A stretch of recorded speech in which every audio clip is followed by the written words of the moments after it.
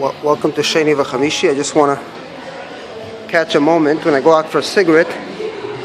It was this hotel, Pesach, about a month ago, we're leading up to Shavuos, that I was sitting in a lecture with Rabbi Sachs, and he spoke to a crowd of people and he made them feel very good, which is very nice.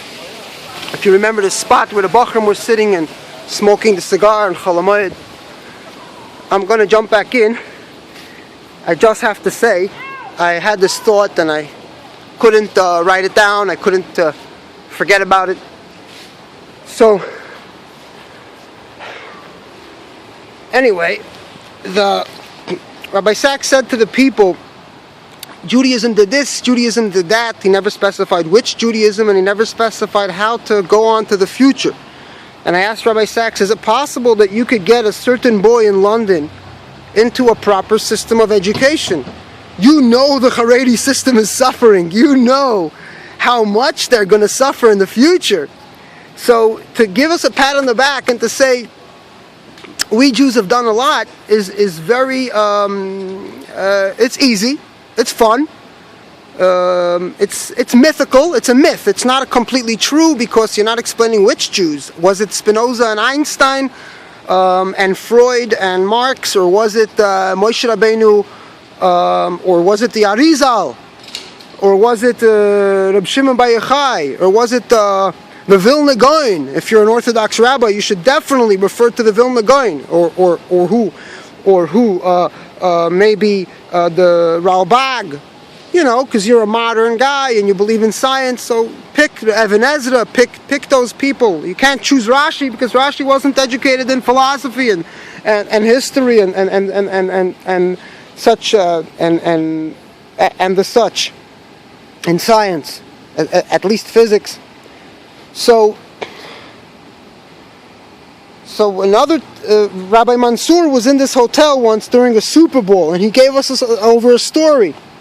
Now, Rabbi, and he reminded me to think about this. What happened to me a year ago? I was leaving this hotel on a rainy day, wearing the same raincoat, and I had to get an Uber. I wanted to take a bicycle. The way I came, there was meetings, and I had to talk about some computer software. So, leaving the hotel, a woman picks me up and she says her daughter doesn't like the fact that she's driving Uber, but she doesn't understand how Uber is. It's not really taxi, it's a whole different type of software. And I said to her, tell your daughter you're driving the most famous people in the world. For example, me. And I told her my name. And then I said to her, I'm a Jewish boy from Crown Heights, Brooklyn, raised in Lubavitch.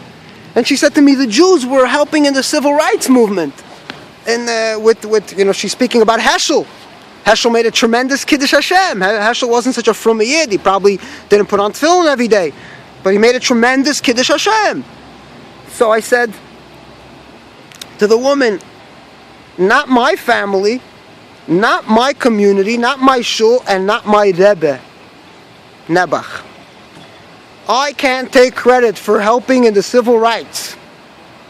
But now that I know that, in the future, I could make a difference.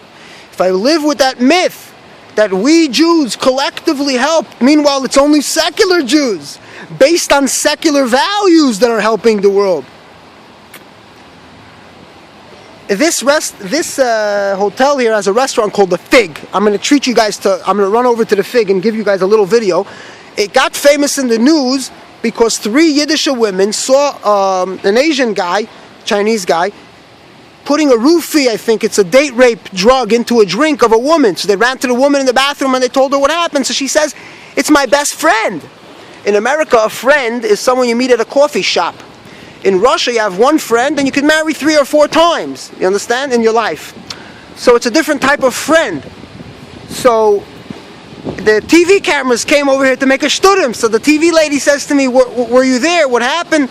So I said, listen, what do you expect happened? What happened? What did the restaurant do? I said, what do you mean with the restaurant? What did the chef do? What did the waiter do? Nobody knew. Only those 3 women. One woman told her 2 friends. So the TV lady, I explained to her philosophically that she's not asking me a logical question. The lady went over, told her friend, and the Maisa became a big Maisa, and everybody heard about it. It's a terrible thing to take advantage of someone, to poison someone against their will.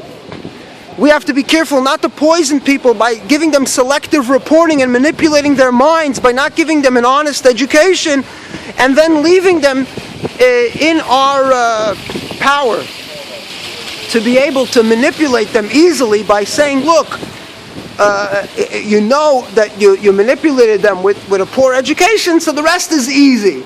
So we have to be careful not to chas v'shalom behave in that way. Mamish treif, they're bringing to the meeting, treif, all day, it's all goyim, I'm the only Yid. I'm going to show you guys the restaurant. Hi, how are you?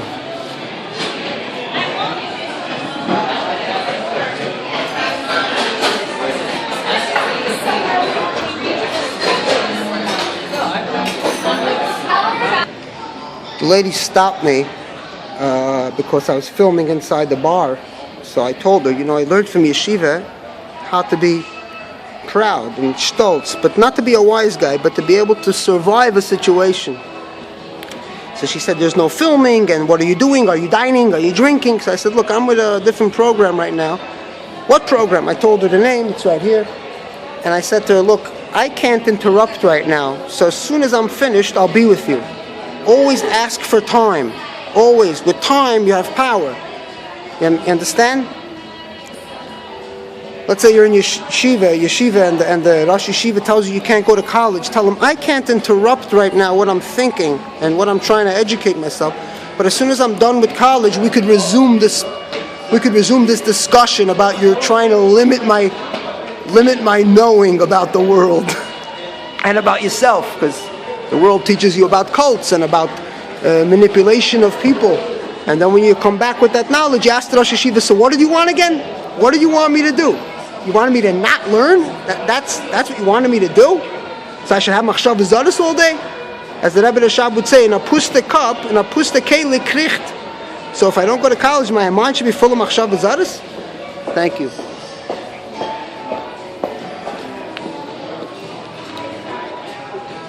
I'll see you guys later.